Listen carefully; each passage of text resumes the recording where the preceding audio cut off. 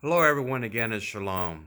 Welcome to another Torah Watchman series. This one is number 72. Yes, as in 72 years since Israel was resurrected from the dead since 1948. Wonderful, right? Baruch Hashem. The subject of this Torah Watchman edition is Islam as not adultery, but is untrue. Now, did I just contradict myself? I'm not sure. You have to go back in time. Go back to the late 11th century, the time of esteemed memory, Rabbi Moshe Maimonides. I've spoken about him before. He was the Einstein of his time. He was schooled in medical science. He was schooled in quantitative science.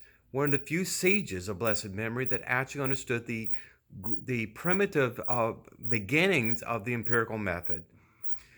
Anyway, he spent a long, illustrious career fighting for his life, beginning when he was a young person in Spain. And he had to go to other countries like Morocco, in Africa, in Egypt. He went to Israel. He went fleeing for his life, but at the same time, he was writing some of the greatest works known in history of Judaism, the Mishneh Torah. These books are known as the Maimonides, literally. These are commentaries. These are all about halakha.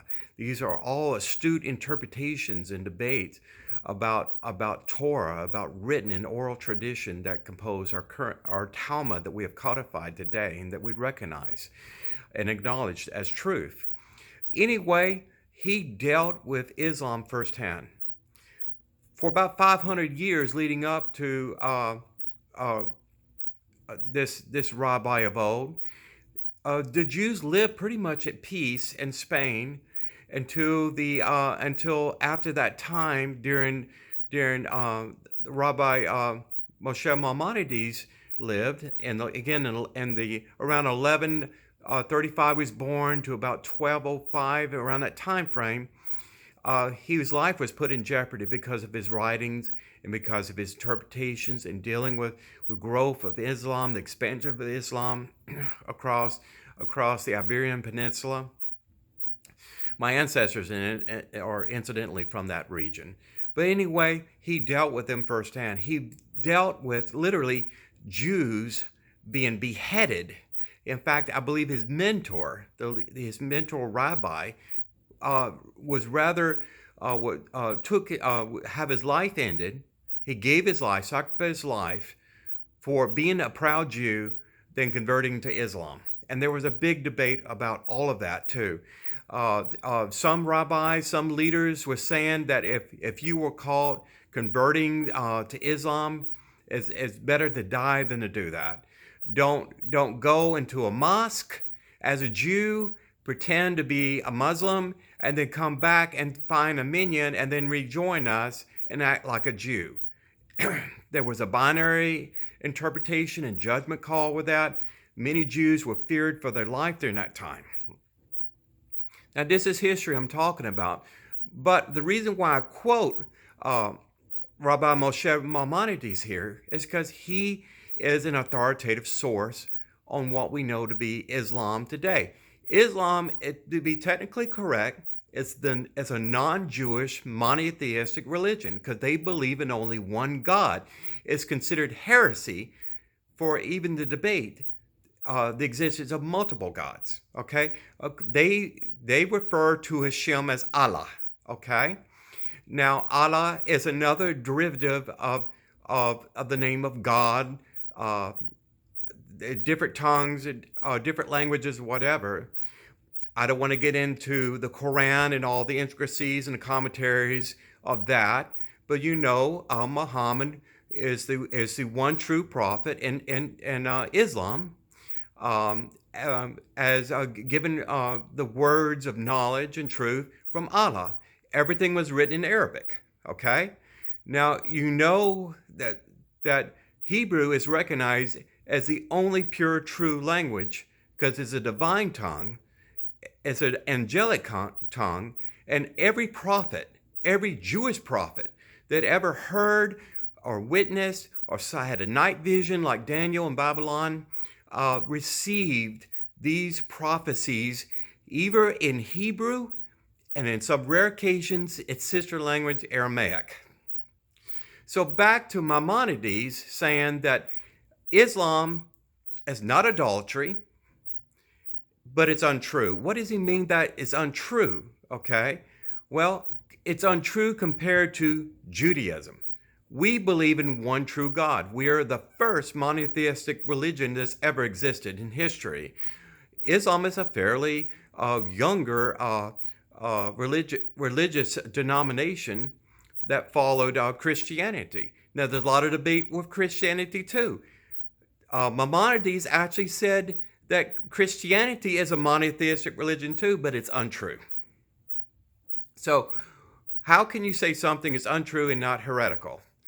Well, it goes back to drinking wine. When we buy wine, it has kosher symbols. It has it has there's wine that's actually kosher Pesach, like for Passover and things of that nature.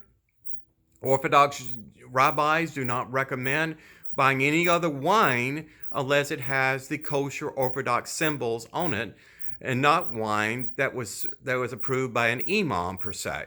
The same way goes with lamb. With lamb, some people like myself, we have lamb during Passover. Okay, lamb is readily available. You can go to Walmart and buy lamb chops and things of that nature, and it is approved by Islam, by imam authority, but you will not find a kosher lamb per se. You will not find a lot of kosher wine, but you'll find more wine that's approved for Muslims than Jews, generally speaking, unless you go to a kosher-only grocery store or winery and things of that nature. So where am I getting at here? There's a lot of debate about Islam and Judaism and Christianity today. There's a denomination of Unitarianism is a denomination of Christians that only believe in one God. They don't believe in Jesus as God, okay? Now, Islam believes Jesus as not God. They believe he was born of a virgin, and they believe he was a prophet, and that he actually will return in the end of days. That is a similarity between Christianity and Islam, but it's not the same thing at all, okay? Most Muslims believe that Christians are heretics, and that's why there's so much debate and disagreement, and actually civil strife as well. There's a lot of civil strife between Muslims and Jews, unfortunately, even though Judaism and Jews and Muslims come from a same thread, essentially. You know, Ishmael is the father of all Arab people, okay? And Muhammad, supposedly by their tradition, his ancestry comes straight from Ishmael, okay? So speaking about Arabs and Jews and Semitic people, we're like distant cousins. I mean, we have the same similar chromosomal traits and things of that nature. We have common ancestry with that. Moshe is spoken of more in the Qu'ran than Muhammad is, interesting enough. And there's different interpretations. I am not an expert on Islam. I will not try to be. I don't want to offend anyone here. But it's interesting, if you come to a Jew and ask them, do you think Islam is heresy? Well, the answer is no, it's not heresy, in that they don't believe in other gods other than their one God, Allah. Okay, there's a monotheistic religion that is non-Jewish. That's the best way to adjudicate those terms. You can go to My Jewish Learning and learn more about this. It gives a really good history of Rabbi Moshe Maimonides. I encourage you to go there and look it up. Good information there. Don't take my word as the final truth. I am just a messenger reporting on interesting topics that I've learned about this. So again, you know, there's rabbis out there, Orthodox rabbis out there, that will actually encourage Muslims to come into their synagogue and join their minions to pray in there and read their Qu'ran, while Jews and Orthodox Jews read the Torah and read and pray through their Siddur and things of that nature in the same area too. I don't know if I would feel comfortable about that, because Orthodox rabbis say a Jew is not allowed to go into a church. Did you know that? We're not allowed to go in there into a place of worship that does not worship exclusively Hashem. Is Hashem Allah? Well, if there's only one God in existence that created the heavens and the earth and everything we hold to be true, then you can say that Hashem and Allah are the same entity, because there only can be one God.